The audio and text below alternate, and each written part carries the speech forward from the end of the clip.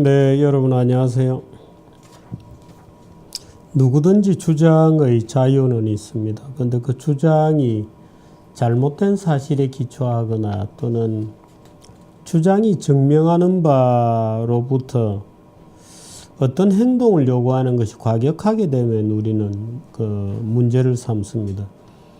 근데 우리나라 이 지적 풍토는 참으로 걱정할 수준이어서 대학 교수라는 이름만 달면 아무런 주장이나 해도 되는 것처럼 또 누가 어떤 주장을 해도 뻔히 그 주장이 엉터리라든가 또는 그 주장이 잘못된 것 또 잘못된 사실인식 통계에 대한 오독 통계를 잘못 읽는 거죠. 이제 그런 것들이 점철되어 있다는 걸 알면서도 교수들끼리는 비판을 안 해요.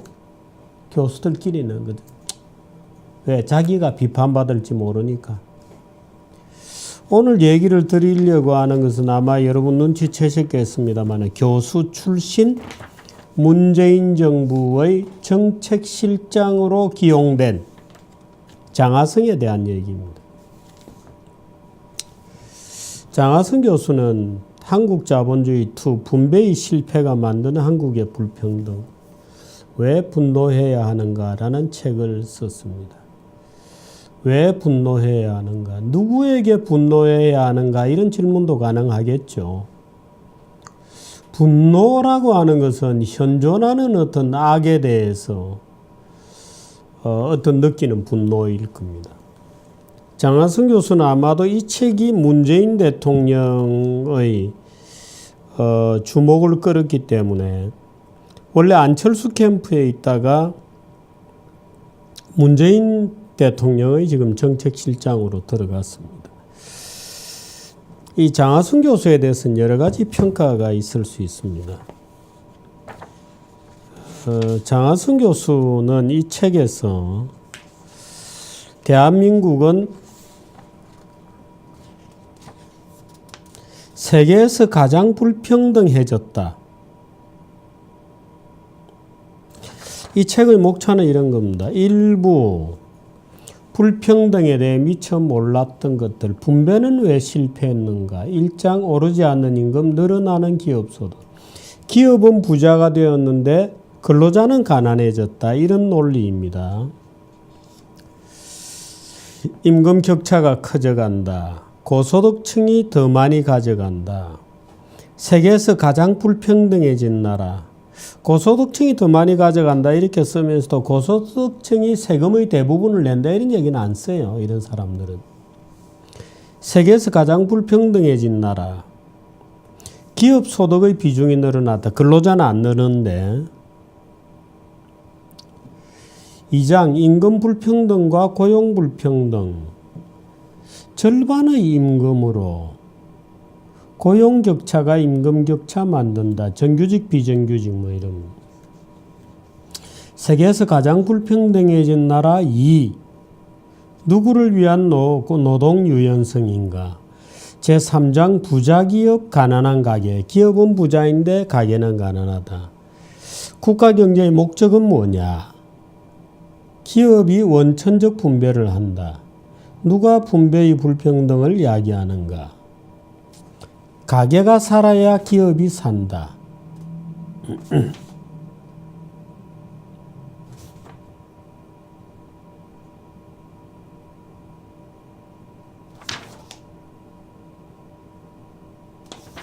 이 다른 책인가요? 재벌만 누린 성장, 국민은 소외됐다. 그거는 일부인가요? 재벌만 누린 성장, 국민은 소외됐다. 소득 불평등과 재산 불평등.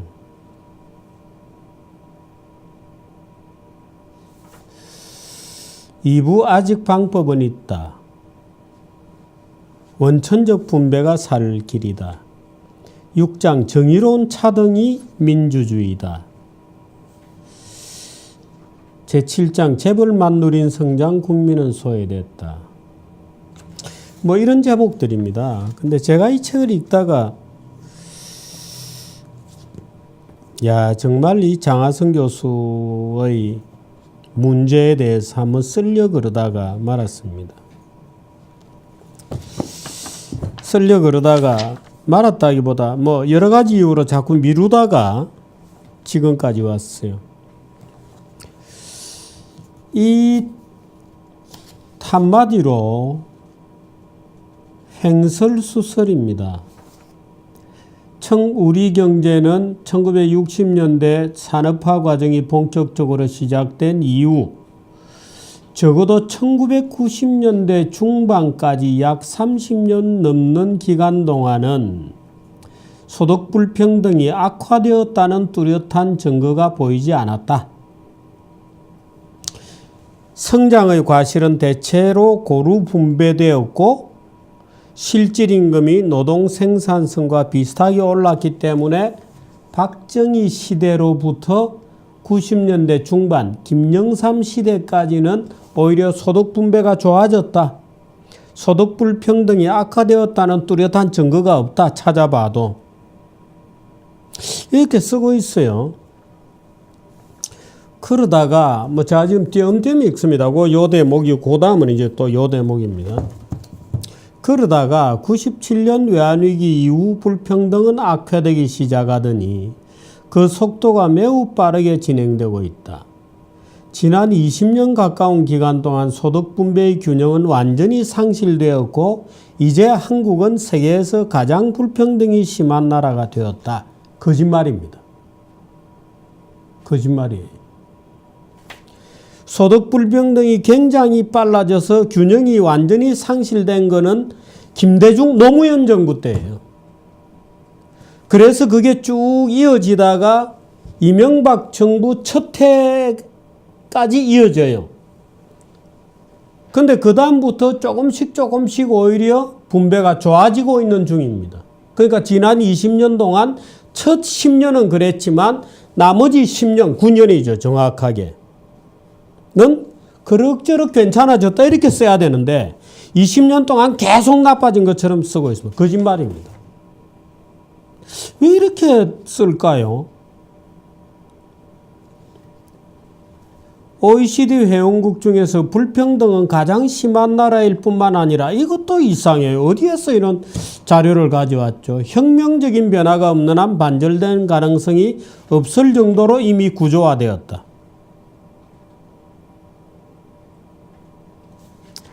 심지어는 이렇게 정의로운 분배를 주장하는 사람을 빨갱이로 몰기까지 했다. 그래요? 누가요? 아니 분배 주장하다가 빨갱이로 몰린 사람이 있으면 내게 얘기 좀 해주세요. 누가 분배를 주장하다 빨갱이로 몰렸죠? 혹시 이석기 얘기하나요?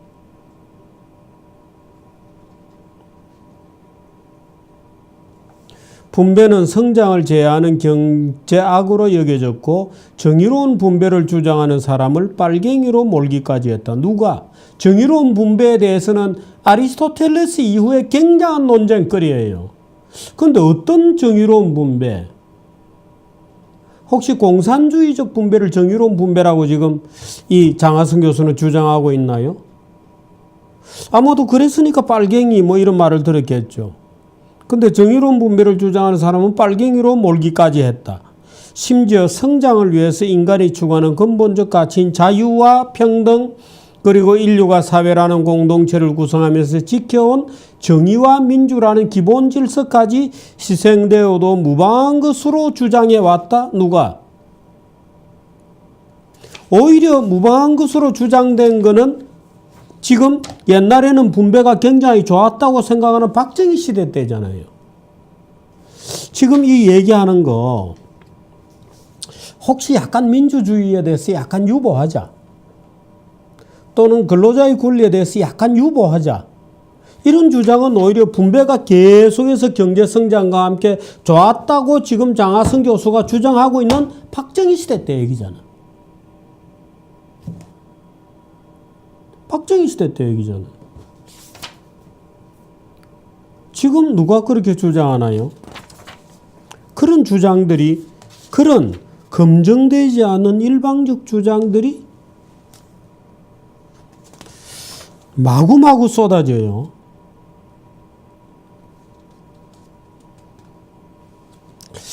고용 불평등과 기업 간 불균형이 소득 불평, 임금 격차가 생겨나는 근본적인 이유다. 대기업과 중소기업 간의 임금 격차가 갈수록 확대되고 있는 것이 소득 불평등을 악화시키고 있는 절대 원인이다. 그럼 그 임금 격차는 왜 생겼나요?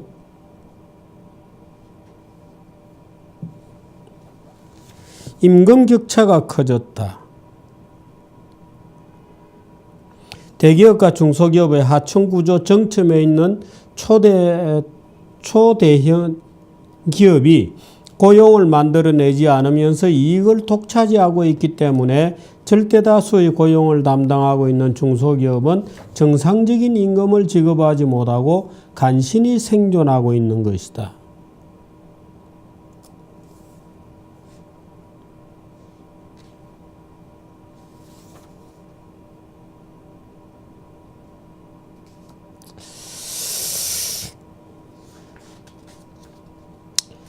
고소득층이 더 많은 몫을 가져갔다. 그러나 이보다는 압도적으로 많은 몫을 기업이 가져갔다. 정확하게는 대기업이 가져갔다. 경제성장의 성과가 가계, 즉 국민에게 분배되지 않고 대기업이 소유하는 기현상이 한국의 현실이다. 경제성장의 결과로 대기업은 부자가 되고 절대다수의 국민들과 중소기업은 경제성장의 혜택에서 제외되었다. 그렇다면 누가 청년 세대들이 희망을 포기할 정도로 불평등한 한국을 만든 것이며 오랜 세월 동안 세상이 그렇게 되도록 방치한 책임은 누구가 지고 있는가? 그래서 분노하라는 거예요.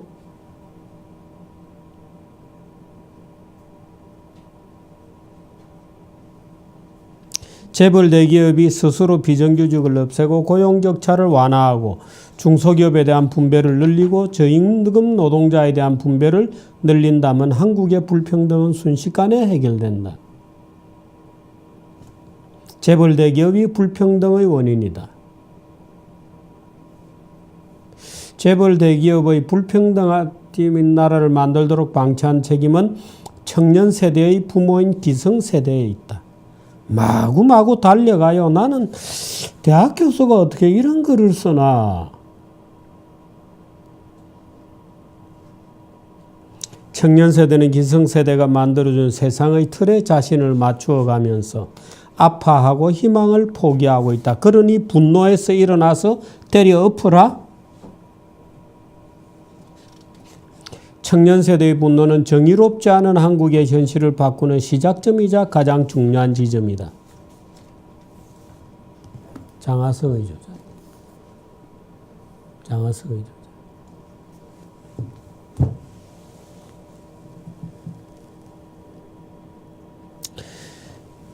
이 장하성의 주장을 증명하는 표도 가만히 보면 김대중 노무현 때 나빠졌어요. 최근 10년 동안은 별로 나빠지지 않았어요. 김대중 노무현 때 특별히 나빠진 이유는 뭐냐? 그 책임을 누가 질 거냐? 신자유주의 얘기하잖아요. 신자유주의, 소위 IMF 이후에 도입된 미국식 자본주의가 이런 빈부격차를 가져왔다. 지금 장하성 교수는 그 얘기를 교묘하게 빼놓고 있어요. 살짝 변죽만 울리면서 도망가고 있습니다. 그런데 그거를 누가 도입했냐? 장하성이죠. 장하성이 계속 소액주주 운동을 했거든요. 소액주주 운동이 뭐죠? 미국의 신자유주의 운동의 앞잡이들이잖아요. 소액주주 운동이라는 게. 그래서 싱가포르에 있는 신장섭이가 장하성 교수를 그렇게 까고 있는 거거든요. 미국 자본주의 앞잡이 했다고. 장하성 펀드 뭐 이런 거 만들고 장하성 교수가 삼성전자 이런 데 가서 뭐 태광 이런 데 가서 그렇게 열심히 소액주주 운동을 하면서 한 게 그거에 미국식 자본주의 관찰하는 거예요. 소브린 펀드 이런 것들은 미국의 해치 펀드들이 들어와서 SK 공격할 때 그 우군을 해주고 재벌을 조진다는 명분을 내세워가지고 그거잖아요. 그렇게 해서 우리 기업들이 소위 오늘날 저는 그게 대해서 그거 뭐 신자유주의? 저는 전혀 그게 나쁜 제도가 아니라고 보지만 이들이 주장하듯이 나쁜 제도라고 하더라도 그 제도를 이식한 사람이 누구냐? 장하성 교수다. 장하성 교수다.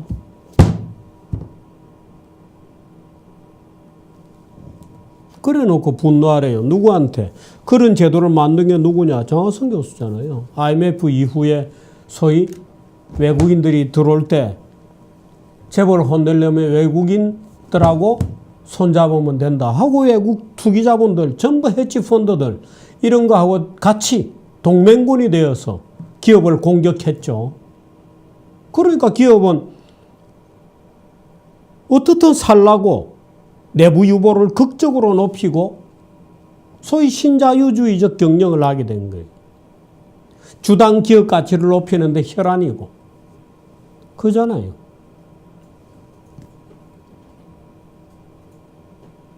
저는 어떻게 장하성 교수가 학생들에게 미안하게 되었다는 말은 한마디도 안 하고 늘어나는 기업 소득을 이렇게 걱정하죠. 근로자들을 또 이렇게 갑자기 위한다는 듯이 그럼 그동안 헤지펀드들하고 같이 동맹군이 되어서 한 게 뭐예요? 근로자들에게 월급 많이 주라고 투쟁했나요? 아니 저는 장하성 교수가 헤지펀드들하고 동맹군이 되어서 주가를 오르는 것에 대해서는 주가 올리기 위해서 투쟁했거든요. 소액주주에게 주식 가격을 올려야 된다.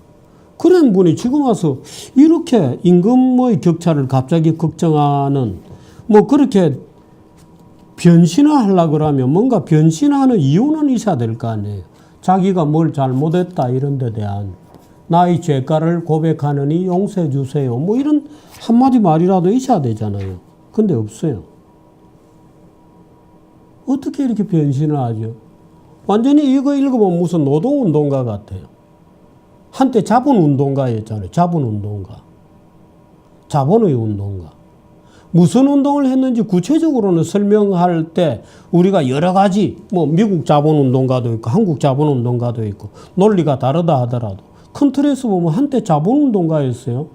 소액주주운동가. 지금은 갑자기 노동운동가가 되었어요. 그래서 젊은 애들에게 분노해라, 판을 때려 엎어라 이렇게 주장하고 있어요.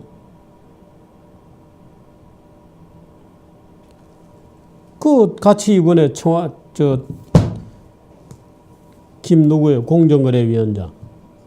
거기는 공정거래위원장 가고 같이 재벌하고 싸우던 장하성 교수는 청와대 정책실장이 되었죠. 자본운동가로 싸웠던 겁니다. 재벌하고 같이 싸운 건 아니에요. 싸우는 양태는 같았지만 내용적으로는 자본운동가로서 싸운 겁니다.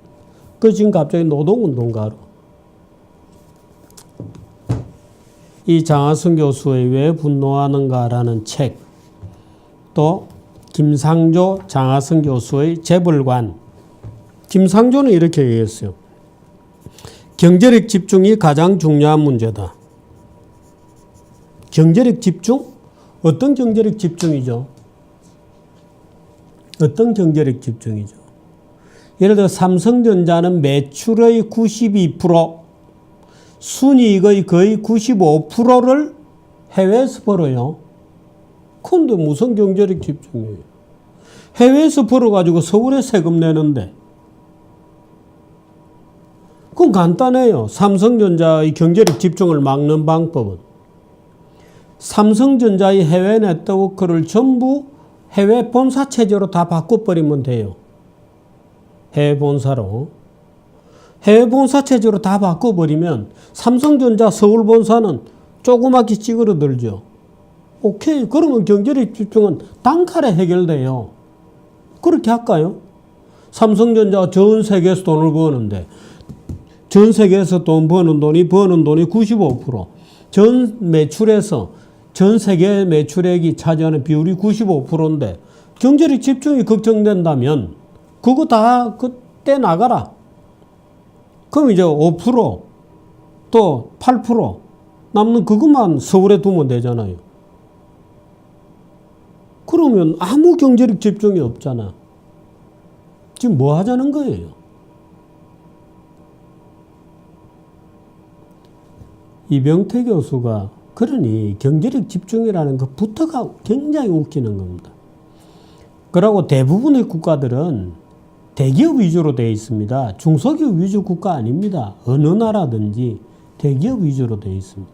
선진국일수록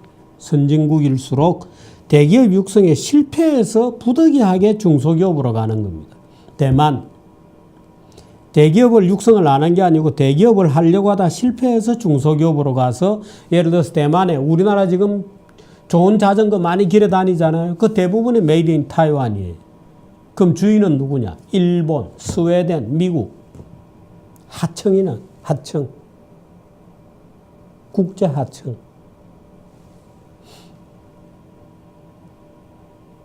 우리나라는 그래도 국제 원청 회사가 몇 개 있죠. 자랑스럽게도. 이병태 교수가 지난번 재벌 시리즈 강의를 쭉 하면서 강의를 몇 개 했습니다. 그 중에서 제가 이 책에서 주장하는 내용을 논박한 부분이 몇 군데 있어요. 그것을 제가 추려서 지금부터 들려드릴 테니까 채널 바꾸지 말고 열심히 한번 공부를 해보시기 바랍니다. 특히 혹시나 장 교수가 이걸 보신다면, 이 프로를 보신다면 지금부터 이병태 교수가 장 교수 책에 나온 몇 가지 문제점들이 얼마나 엉터리 주장인지를 분석한 내용이니까 한번 들어보시기 바랍니다. 자, 지금부터 나갑니다.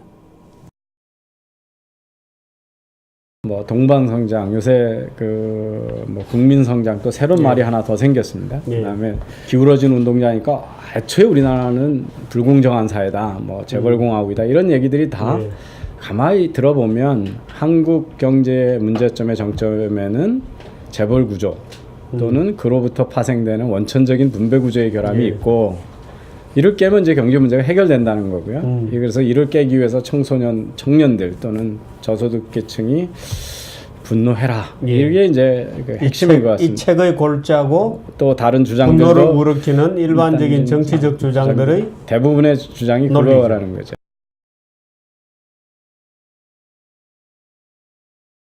많이 인용되고 아까 보여드린 책에서도 누누이 강조되는 게 상위 10%하고 최하위 10%의 소득 격차가 급격히 확대되고 있다는 겁니다.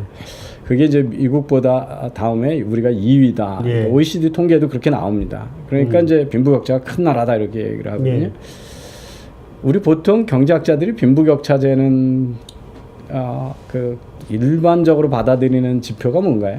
뭐 진위계수라는. 진위계수죠. 아까 제가 보여드린 책에서 나오는 얘기들이 다 그래서 우리가 분노해야 된다는 겁니다. 이게 이제 뭐냐면 상위 1%의 비중이 소득 비중이 점점 커지고 상위 5%도 점점점 전체 소득 중에 차지하는 비중이 많아가지고 10% 많아지고, 그러니까 나머지는 점점 적게 본다는 얘기죠. 여기도 보시면은 이제 상위 10%의 그 가구당 소득이고요. 이거는 이제 하위 소득에서 격차가 얼마나 많이 차이가 나는가를 보여주는 겁니다. 여기도 이제 임금 기니계수가 이렇게 악화되고 있는 거로 쭉 나타나거든요. 우리가 가운데 있습니다. 그래서 상당히 여기 있으니까요. 그냥 중위권입니다. 선진국 경제 중에서. 우리 보통 그 진보주의자들이 주장하는 거하고 달리 2014년에 비해서 2015년이 개선됐습니다.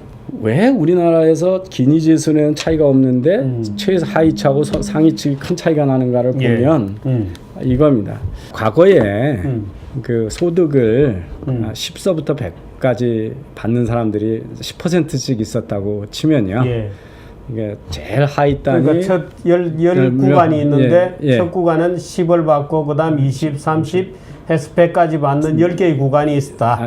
그러면 이제 최하위 계층보다 최상위 계층의 소득이 5배가 높죠. 10배군요. 10배가 높죠. 10배가 높습니다. 그런데 근로를 안 하던 사람이 만약에 임시직이나 이런 걸 해가지고 10%가 오를 됐다. 그러면 최하위 계층하고 최상위 계층이 매로 수배로 늘어난 거죠. 그러면 이게 소득이 나빠진 거냐 말하자면 악화된 겁니까? 좋아진 거죠. 좋아진 거죠. 오를 받게 되었으니까. 그러면 주필님하고 제가 대학 다닐 때 어떻게 돈을 벌었나요? 학생 때. 뭐 가정교사 뭐 이렇게 좀 하고 예. 대부분 가정교사하고 또 저는 그것도 했었어요. 리어카. 예. 근데 노점도 그때 했거든요. 급여를 대개 현금으로 받으셨을 거예요. 보수로. 물론이죠. 그러니까 세무서에 하나도 보고 안 되는 거였습니다. 그죠? 예. 근데 요즘 학생들 어떻게 하나요? 알바 뭐 알바하고 전부 대학 내내 농활 대신 인턴들 합니다. 취직 못 될까 봐. 아, 그게 세무 보고도 다 되고 요즘은 저 편의점에 가서 해도 다 보고가 이 됩니다. 오의 비중이 많이 늘어나게 늘어나요. 되면 그냥 가만히 있어도 사실은 좋아진 상태인데 좋아진 상태죠. 그 학생이 그 경험을 쌓아가지고 취업이 잘 되고 아파트 경비하고 그러시는 노인 인구 많아졌죠. 우리 임시직의 채용에 고령 인구가 되게 많아졌습니다. 그렇습니다. 이 하위단에 작은 수입을 찾는 인구가 급격히 우리나라 늘어난 겁니다. 근데 이게 점점 많아지겠죠. 예. 예.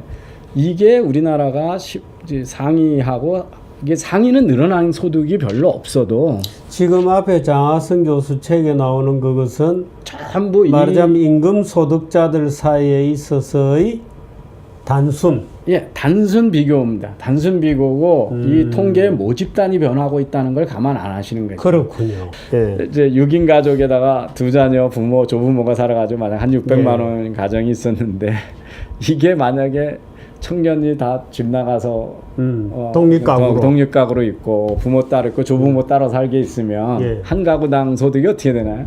뭐 n분의 1로 나눠도 200만 원이 되는 거죠. 예, 200만 원으로 떨어지는 데다가 엔겔 주스는 확 올라갑니다. 그 규모의 경제 하는 것보다. 그렇군요. 예. 근데 그러니까 단순한 가구 분화만으로도 삶의 질이 굉장히 나빠진 것처럼 나오는 거죠. 근데 사실은 이 3대가 모여서 성인들이 모여 산다는 거는 삶의 질이 높은 게 아니거든요. 불편하죠. 예, 불편하고 정서적으로 상당히 어려운 거거든요. 우리나라의 이 가정 문화를 또 촉진하는 정부의 제도가 많이 있습니다. 이제 말하자면 노인복지 뭐 이런 것들. 예, 그러니까 부동산. 부동산 그렇고. 1가구 2주택 몇 가가 하는 것보다 무주택자한테 훨씬 유리하죠. 유리하게 저거 하잖아요. 그러니까 애들이 좀 크면 빨리 분가시키는 거죠. 그래서 같이 살면서도 통계상에는 분가로 나옵니다. 그렇게 되니까 통계가 왜곡되죠. 옛날 종부세 같은 거 다 그런 겁니다. 그렇군요. 예, 이게 이제 우리나라 지금 이제 1.7명인가 그러니까 가구당. 예, 그러니까 4인 가족에서 1.7명 되는 게 얼마 안 걸린 거거든요. 그러니까 이거 통계를 가지고 재보면 상위하고 밑에 계층하고 갑자기 가구들이 가난해지기 시작한 거죠. 예.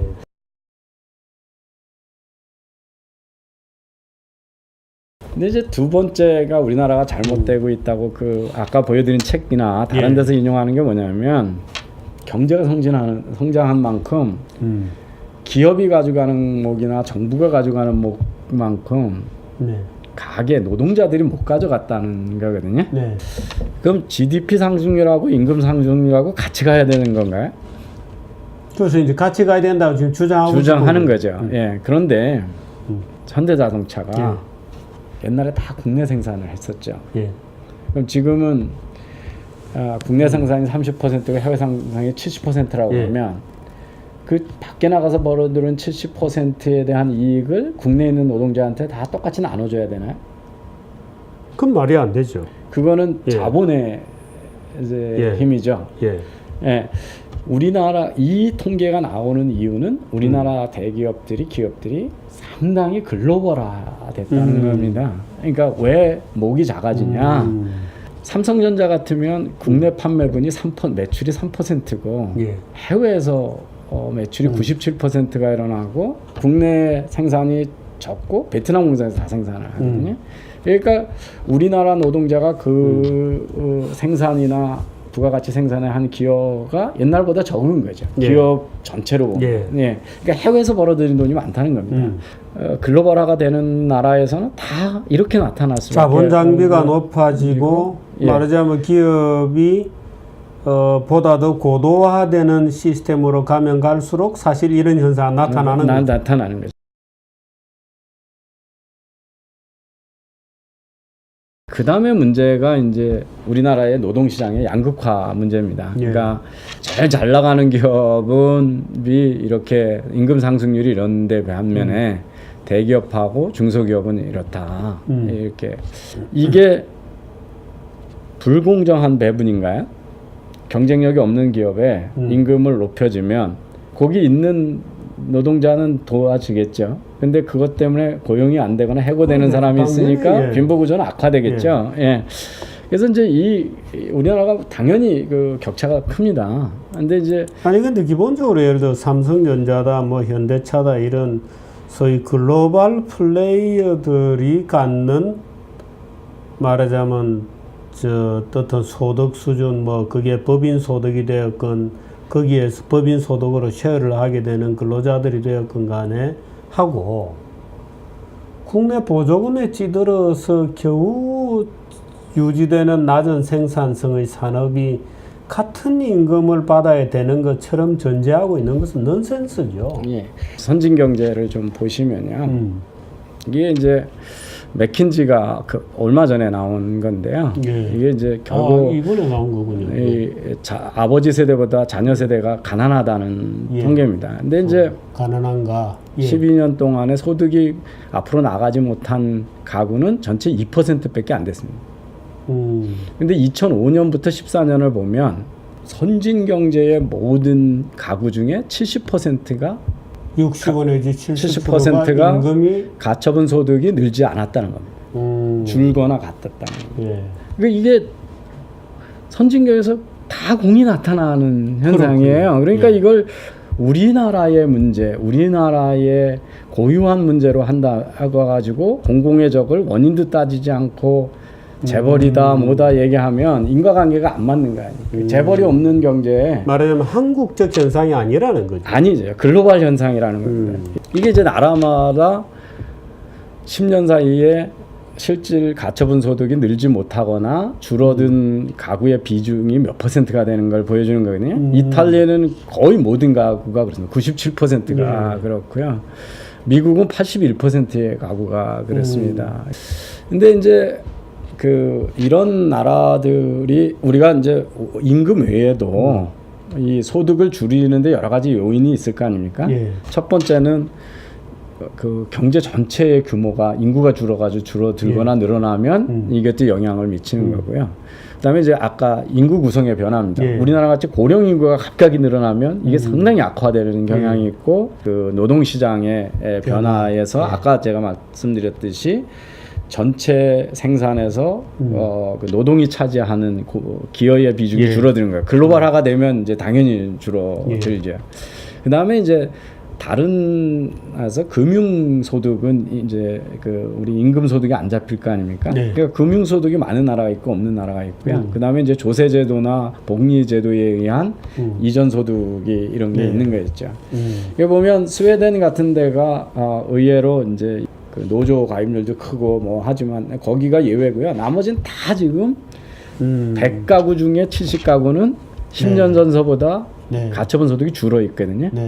그러니까 이제 제가 드리는 말씀은 뭐냐면 이게 한국적 문제로 섣불리 결론을 내리기가 어려운 문제다. 그리고 마치 그게 진리인 거로 주장하는 통계들이 다 모집단의 변화에서 나타나는 왜곡 현상이 아주 그러니까 미국에서 보시면 이게 이제 기업 규모입니다. 2000년하고 2012년에. 근데 이제 이게 제게 20인 미만의 기업이고요. 보라색은 500명 이상이고 여기는 500명 이상의 이제 꽤 중견기업이나 대기업이고요. 그다음에 이게 이제 20명에서 100명, 100명에서 500명 이렇거든요. 근데 이제 구성 변화가 크게 없죠. 2000년하고 2012년에. 그리고 놀라운 게 뭐냐면 500인 이상의 기업이 전체 고용의 50%를 차지한다는 겁니다. 그러니까 이게 영세기업의 고용 규모가 상당히 적다는 거죠. 개수로만 보면 기업 개수로만 보면 당연히 뭐 영세기업이 훨씬 많죠. 이게 여기 아주 극도의 소수의 대기업이 있고 다 영세업자라는 거예요. 영세사업자고요. 다른 나라는 이 중간에 중견기업이 많은 거거든요. 일본이나 독일이.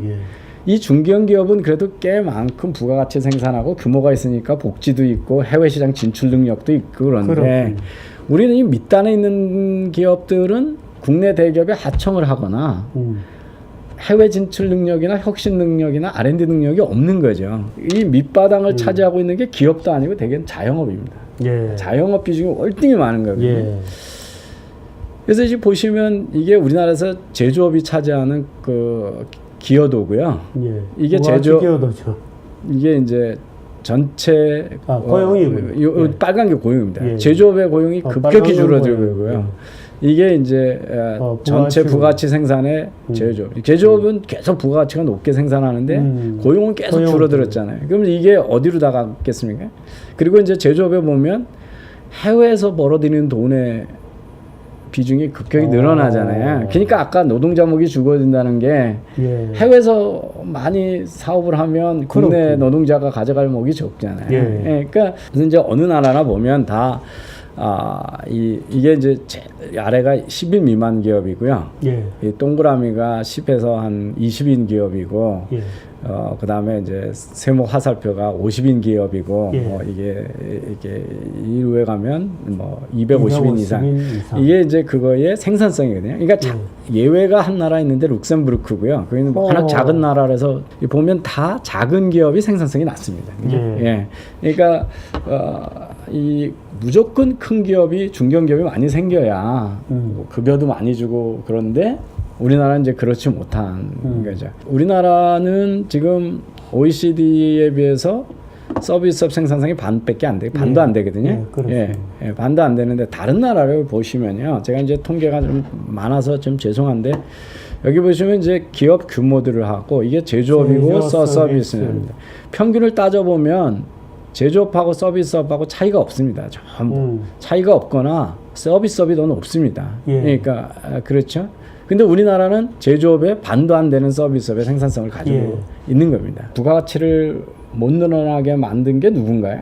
지금 이제 재벌 탓들을 하죠. 예. 근데 뭐 그걸 그러고 골목 상권 뭐 보호가 안 되어서 마치 그런 것처럼. 골목 상권이니까 보호하고 중소기업이니까 특혜주고 커지면 규제. 이게 우리나라 아주 일반 공식이잖아요. 근데 이제 그거에 대해서 최근에 알고 논문입니다. 이게 프랑스에서 나온 논문인데요.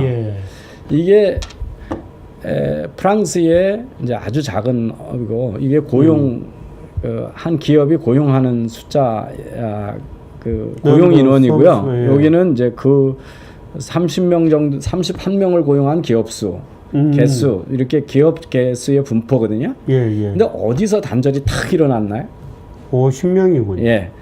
딱 49명까지 많다가 50명이 되면 기업 수가 급격히 줄어듭니다. 여기 뭐 규제가 있습니다. 예. 영세 기업의 특혜가 많은 거예요. 아, 그렇군요. 그러니까 말하자면 여기에도 일종의 피터팬 현상이 있는 거군요. 미국하고 비교해 본 겁니다. 큰 거예요. 요 X표가 미국입니다. 미국은 스무드하게 가잖아요. 선형적이군요. 예, 선형적인데 프랑스는 여기서 딱 단절이 나서 일로 딱 내려와서 이렇게 가는 겁니다. 그러니까 뭐냐면 52명 고용할 것 같으면 어떻게 해요? 그건 딱 3명은 줄여 49명으로 유지하는 거죠. 100명 될 것 같으면 회사를 쪼개서 49명으로 두 개로 남겨놓는 겁니다. 그 소위 규제 차익이라는 것을 명징하게 보여주는 거예요.